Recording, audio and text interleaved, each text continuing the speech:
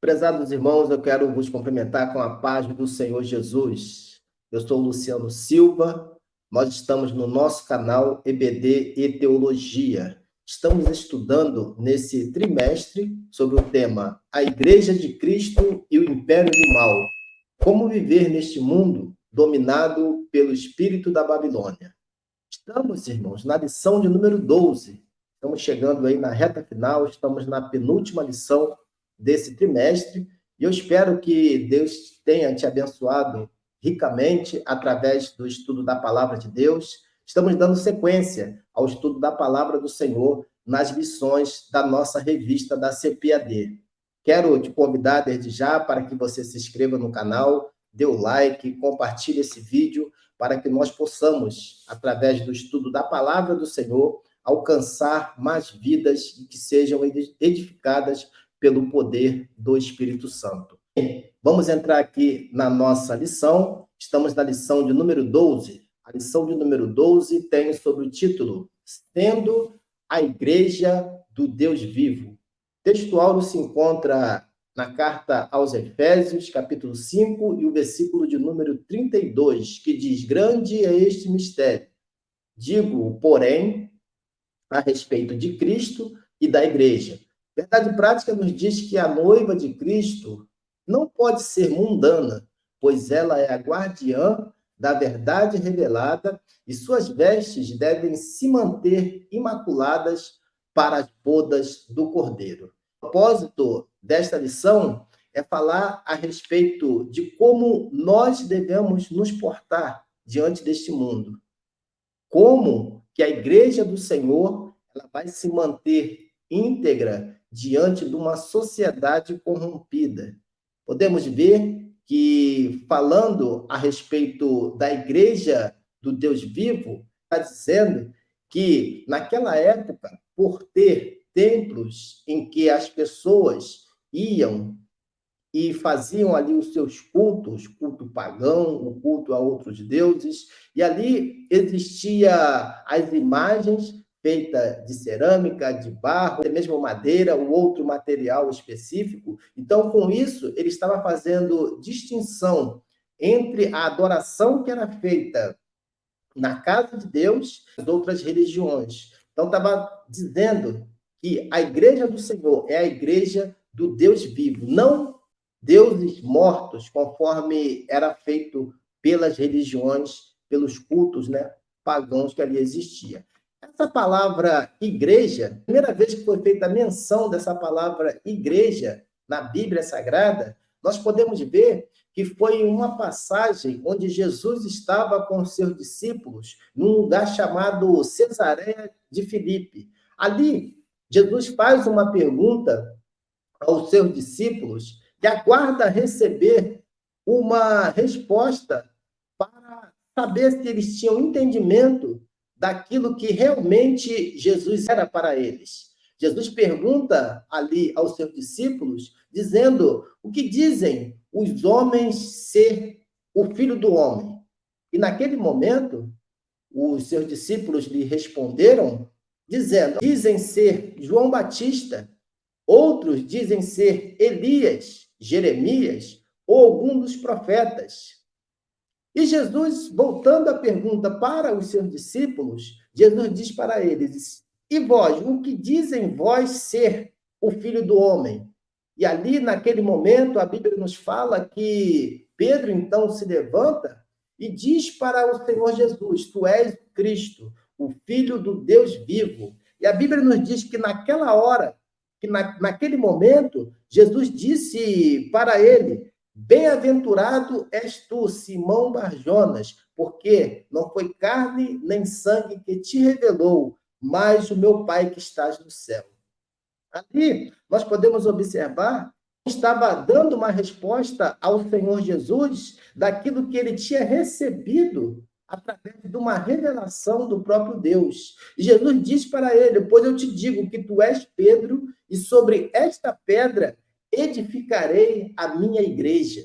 Então, foi dado ali a Pedro, por ele ter recebido esta revelação de Deus, foi dado ali a Pedro uma revelação ainda maior de que o que é de fato a igreja do Senhor. A partir daquela hora, aquela palavra, a igreja de Deus, a igreja do Deus vivo, ela estava sendo revelada ali para os seus discípulos. Cumprimento lá no dia do Pentecoste, quando a igreja do Senhor ela foi instituída, e Pedro foi aquele que transmitiu a palavra de Deus, e 3.000 almas, e depois quase 5.000 almas se renderam aos pés do Senhor através da pregação da palavra de Deus. Então, nós vamos observar que esta revelação, a igreja que foi instituída ali no dia do Pentecoste, ela tem as suas principais características, e é sobre esse aspecto que nós iremos estudar a partir desse momento.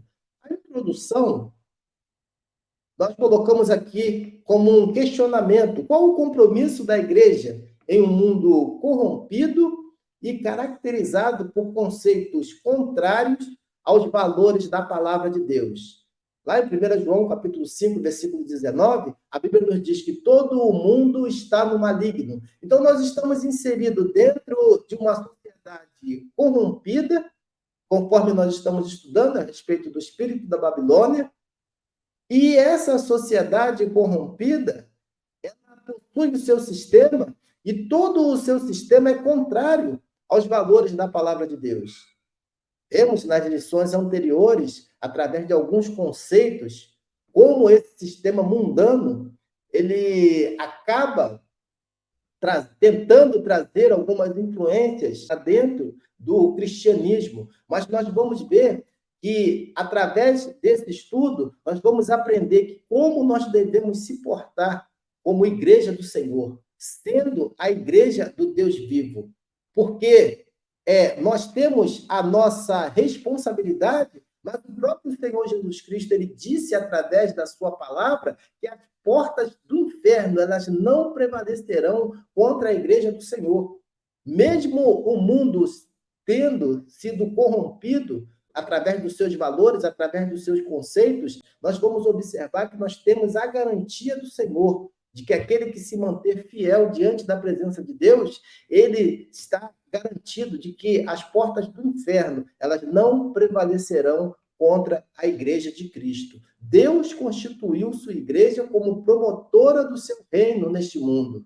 Sendo assim, veremos quais os princípios básicos e os propósitos determinados para os seus membros. Deus nos constituiu, Deus nos tirou do mundo de trevas e nos colocou para que nós possamos promover o reino de Deus. Está lá em 1 Pedro, capítulo 2, e o versículo 9, que diz: mas vós sois a geração eleita, o sacerdócio real, a nação santa, o povo adquirido, para que anuncieis as virtudes daquele que vos chamou das trevas para a sua maravilhosa luz. Outrora, nós vivíamos no curso desse mundo, mas hoje, pela graça de Deus, ver como uma geração eleita, como um sacerdócio real, como uma nação santa, um povo adquirido de Deus. Vamos ver que dentro desse estudo nós veremos pelo menos 3 tópicos. O primeiro dele, nós iremos falar a respeito da natureza da igreja.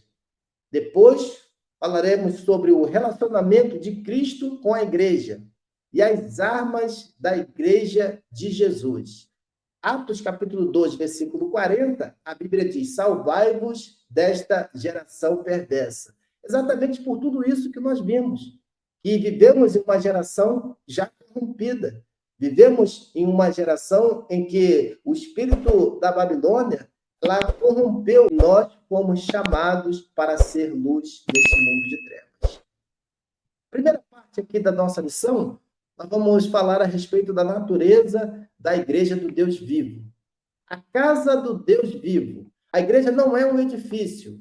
A igreja também não é um grupo de pessoas e muito menos uma organização.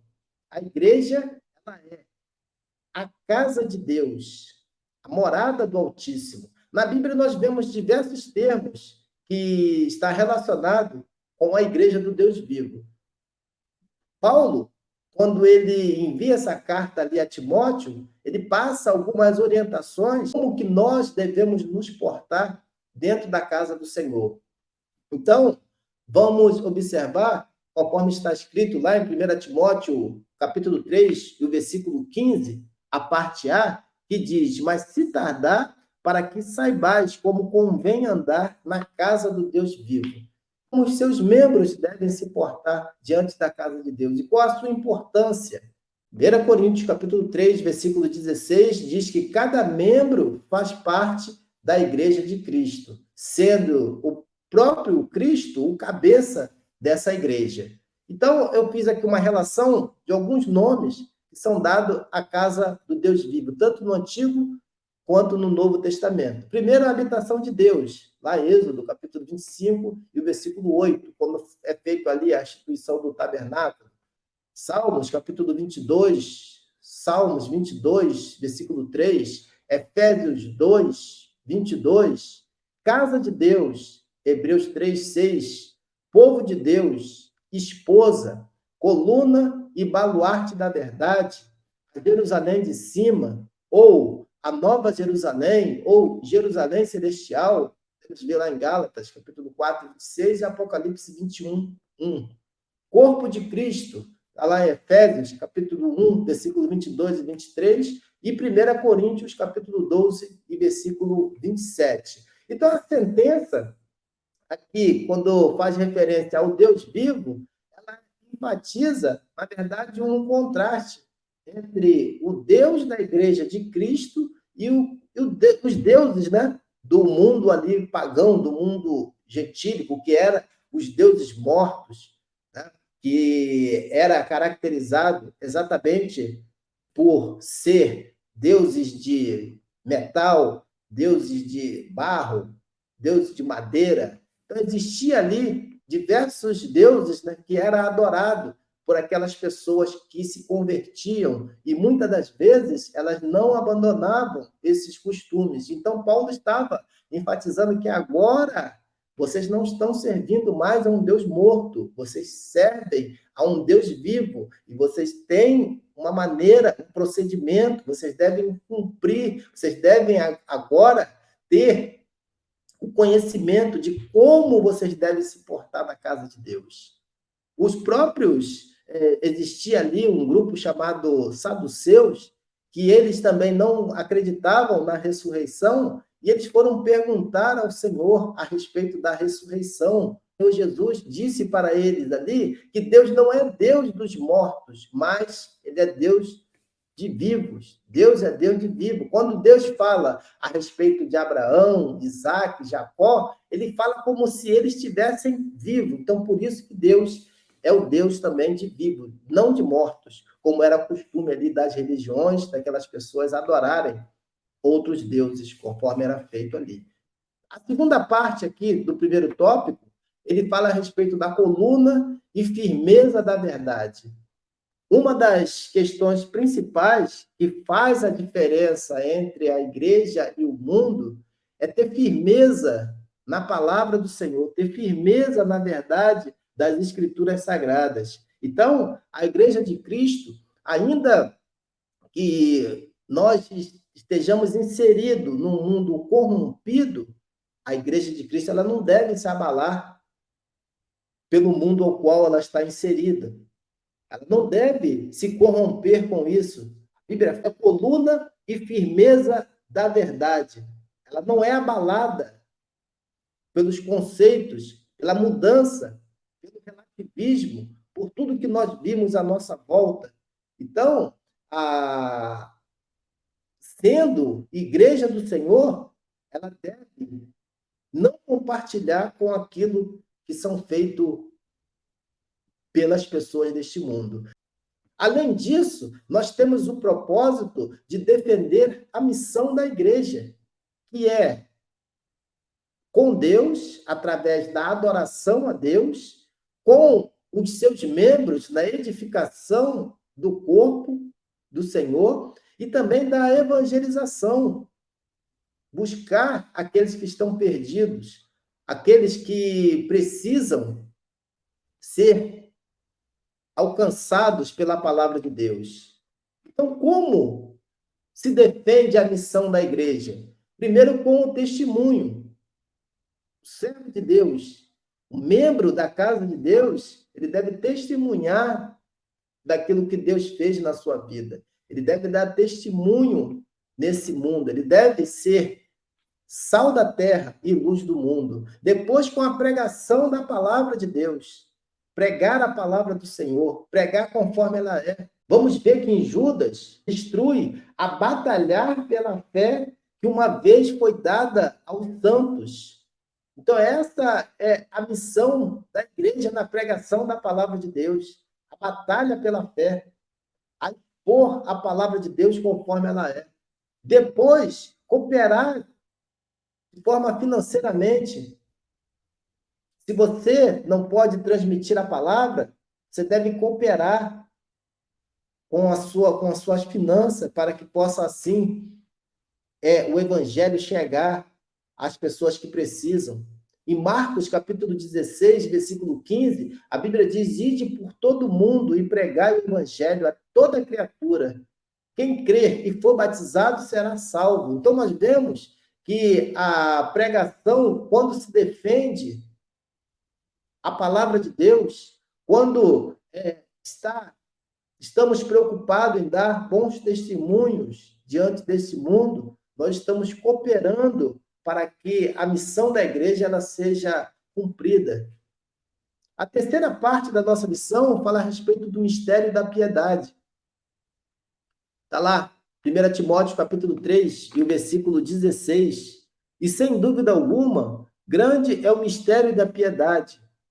O mistério da piedade, nós podemos ver, está lá em Romanos, capítulo 16, e o versículo 25. Ora, aquele que é poderoso para vos confirmar, segundo o meu evangelho, e a pregação de Jesus Cristo, conforme a revelação do mistério que desde de tempos eternos esteve oculto, mas que se manifestou agora. É da palavra de Deus, que ainda não tinha sido revelada.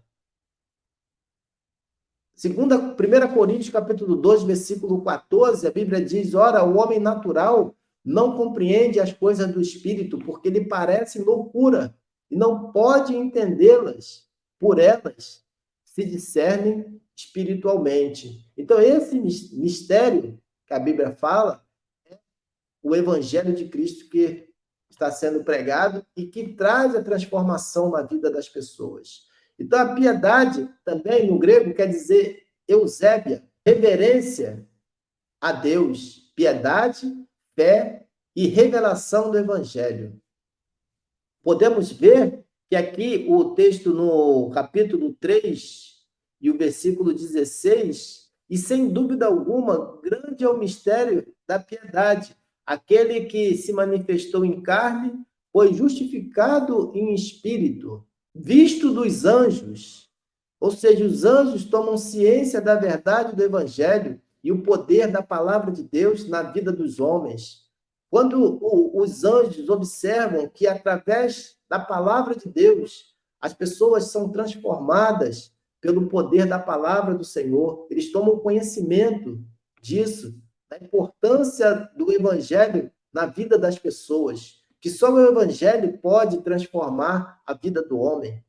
Da pregação, pregado aos gentios. A Bíblia, os gentios e os judeus formam a igreja de Cristo, conforme nós vemos lá em Efésios 2:17, Gálatas 3:28. Por isso que ele foi pregado aos gentios, crido no mundo, Mateus 4:23, que percorria Jesus toda a Galiléia ensinando. Eles creram por causa da pregação do Evangelho do Senhor, que Jesus Cristo pregava o Evangelho a toda a criatura. Recebido na glória, Mateus 16:19. Ora, o Senhor, depois de lhes ter falado, foi recebido no céu e assentou-se à direita de Deus. Então, aqui o texto, conforme lá em 1 Timóteo, capítulo 3, versículo 16, foi justificado, visto dos anjos, pregado aos gentios, crido no mundo e recebido na glória. Por quê? Porque ele cumpriu a sua missão aqui na terra. Ele cumpriu o propósito de Deus aqui neste mundo através da pregação do Evangelho. E por esse motivo, ele foi recebido nos céus e assentou-se à destra de Deus. Então, o propósito da igreja nesse mundo é transmitir aquilo que Jesus iniciou, é dar continuidade à pregação do Evangelho do Senhor. A natureza da igreja do Deus vivo, conforme nós podemos observar dentro desta lição.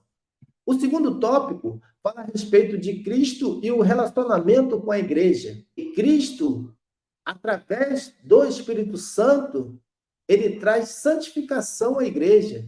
Santificação e pureza, a primeira parte. Santificação é um ato de separação, separação para Deus. Então, a palavra separação, a palavra santificação, ela tem esses dois lados. Tem um lado positivo e o lado negativo. O lado negativo é quando se afasta do pecado, o afastamento dessa pessoa do pecado. Já o lado positivo é quando alguém, ainda além de se afastar do pecado, ele se volta-se para Deus. A santificação também ela tem um lado posicional, que é no passado, no presente e no futuro. No passado, fez relação à morte de Cristo. Podemos ver lá Romanos, capítulo 5, versículo 9, e uma vez que fomos declarados justos por seu sangue. Então, foi através do sangue de Jesus que nós fomos declarados como justo, como santo, e fomos santificados a cada dia pela palavra do Senhor. A santificação também ela tem relação com o presente. Podemos ver em Colossenses, capítulo 3, versículo 12, revesti-vos, pois, como eleito de Deus, santos e amados. Então, no presente, nós devemos estar cada dia mais próximo de Deus para que essa santificação ela seja a cada dia em nossa vida. Porque se nós fomos chamados por Deus e temos a nossa vida transformada pelo poder do Espírito Santo, a vida do crente ela não pode ser da mesma maneira que ela vivia anteriormente. Nós agora fazemos parte, fomos eleitos pelo Senhor para fazer parte da igreja de Deus, para fazer parte da casa do Senhor, da igreja do Deus vivo. E por último, temos que a santificação também tem uma projeção para o futuro. Lá em 1 Coríntios, capítulo 15, versículo 51, a Bíblia diz que eis aqui vos digo o mistério. Na verdade, nem todos dormiremos, mas todos seremos transformados. O propósito de Deus é que cada dia nós venhamos a nos santificar.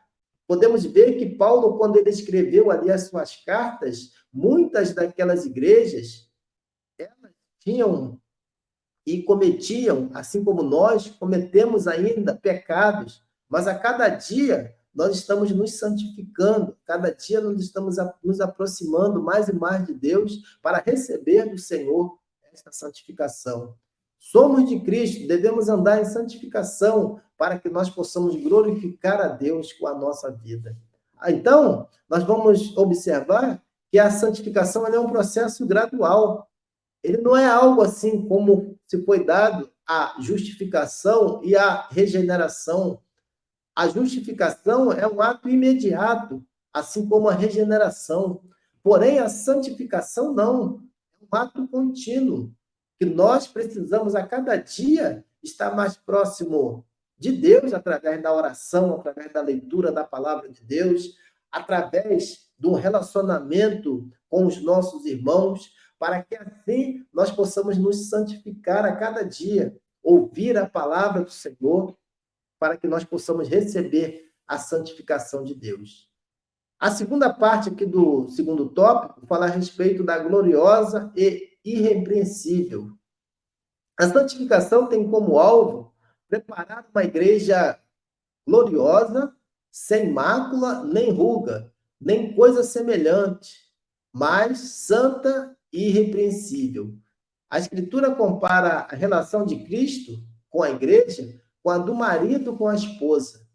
Então, nós podemos ver que assim como nós temos uma relação com Cristo, Deus também instituiu o Senhor Jesus Cristo para que ele seja o cabeça da igreja. Assim como o homem ele é o cabeça do seu lar, Jesus Cristo ele é o cabeça da igreja.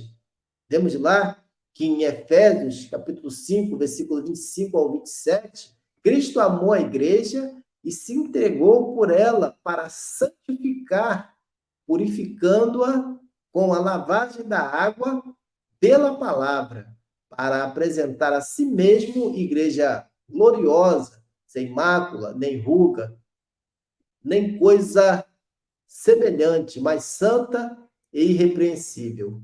Então, o propósito da santificação que nós recebemos do Senhor através do Espírito Santo é para que um dia nós possamos nos apresentar diante do Senhor, sem nenhuma mancha, sem nenhuma mácula.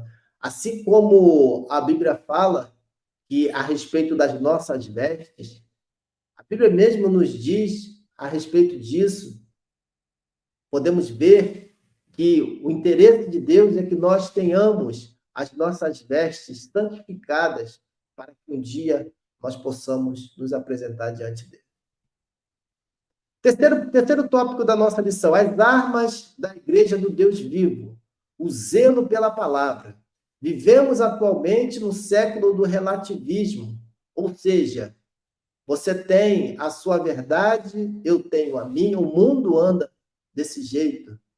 Mas a Igreja do Senhor, a verdade da Igreja do Senhor é a palavra de Deus. Deus deixou a sua palavra para que nós venhamos andar conforme a palavra do Senhor. A igreja permanece como defensora da verdade, defensora dos conceitos bíblicos. A igreja, ela é defensora da palavra de Deus. Mesmo que custe a nossa vida, o que muitas das vezes aconteceu ali com os homens de Deus, deram as suas vidas em prol da pregação da palavra do Senhor, mas se manteram de pé diante desse propósito, diante do Senhor. 2 Timóteo 2,5 diz: se alguém também milita, não é coroado se não militar legitimamente. Não apenas a verdade em palavras, em nossas atitudes. As nossas atitudes devem compreender aquilo que os nossos lábios eles falam em relação à palavra do Senhor. Em Mateus 5,16, a Bíblia diz: assim resplandeça a vossa luz diante dos homens, para que vejam as vossas boas obras e glorifiquem a vosso Pai que está no céu. Então, o propósito de Deus é que nós sejamos luz neste mundo, que as pessoas possam ver as nossas obras e dizer: ó, aquele ali é um servo de Deus, aquele ali é um verdadeiro cristão, aquele ali é uma pessoa de palavra, uma pessoa que honra a sua palavra, uma pessoa que serve a Deus com integridade. Então, as nossas boas obras, as nossas ações diante dos homens, elas devem resplandecer, assim como diz a palavra do Senhor. E a segunda parte do terceiro tópico, o ensino da verdade. Deus constituiu líderes para o aperfeiçoamento e edificação da igreja. Lá em Efésios 4, 11, 12, a Bíblia diz que ele mesmo constituiu apóstolos, profetas, evangelistas, pastores, mestres, para que possa edificar a igreja do Senhor, para a edificação da igreja de Cristo. Todos esses dons que foram dados pelo Senhor para a edificação da igreja de Cristo, ele tem um propósito específico.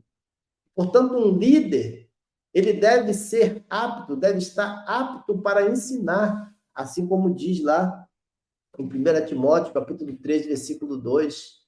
Isso refere-se à capacidade de compreender as Escrituras, defender a ortodoxia e refutar as heresias. Nós temos que ter este compromisso de ensinar aqueles que estão, aqueles novos convertidos que estão vindo para a fé e que muitas das vezes acabam sendo corrompidos por falsos ensinamentos.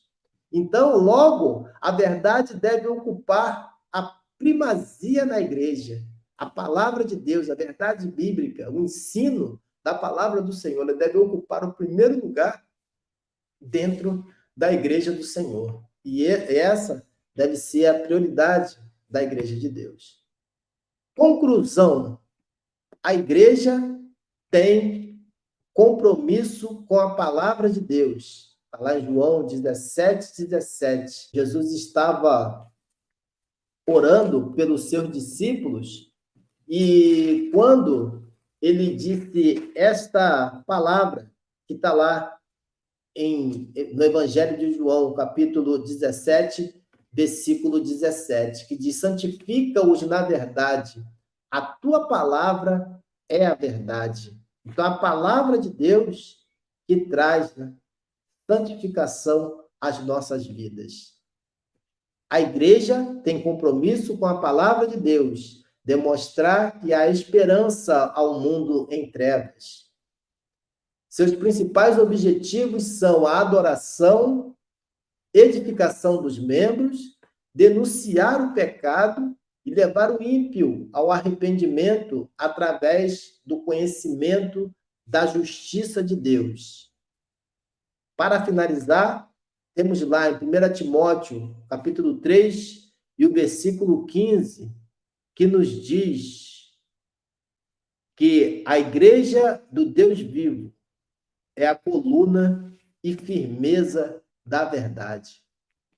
Esse é o objetivo desta lição, de fazer com que nós venhamos a se conscientizar de que nós somos a igreja do Senhor, se portando como a igreja do Deus vivo, para que nós possamos, assim, cumprir o nosso objetivo que foi determinado pelo nosso Senhor Jesus. Amém, meu irmão? Que Deus possa abençoar a sua vida nesse momento, através do estudo da palavra de Deus.